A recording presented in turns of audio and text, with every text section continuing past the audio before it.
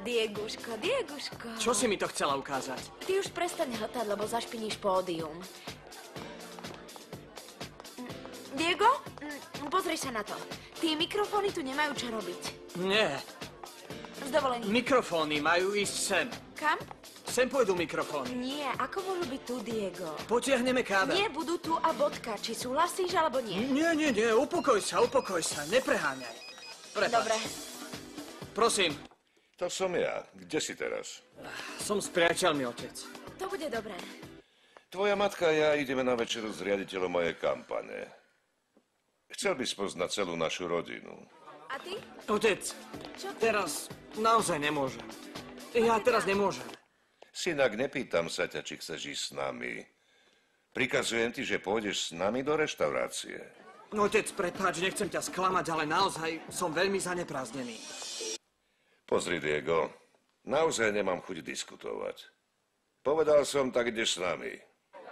Vyhovor sa. Ale Nie, daj to sem. Haló, Tomás? Čau.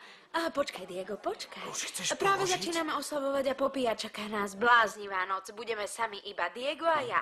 Už ma neboskávaj, počkaj. Takže nechcem, aby nás niekto rušil, chápeš? Počkaj, Dieguško. Ty nás chápeš, nie?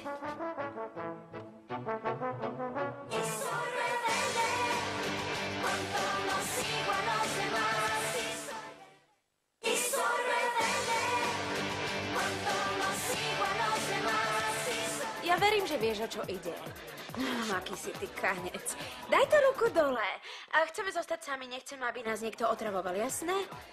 Áno. Diego, počkaj. daj to sem. Otec, počuješ ma?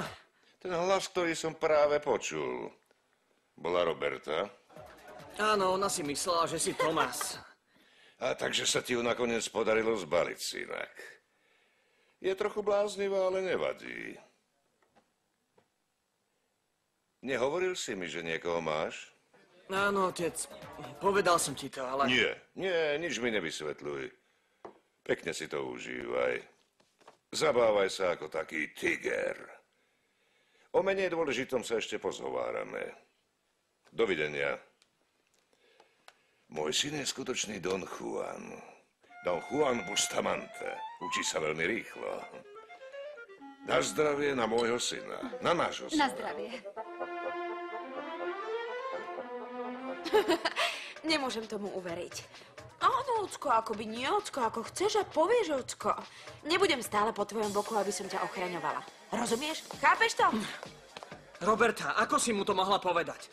To ti fakt nikdy nezabudnem. Pozri, mal by si mi ďakovať, pretože som ti zachránila život. Skvelé, o nič som ťa neprosil. Dieguško, nebuď naivný. Obaja vieme, že ty by si to nevedel zahrať, jasné? Len sa nezblázni, dobre? Nezblázním, neboj sa.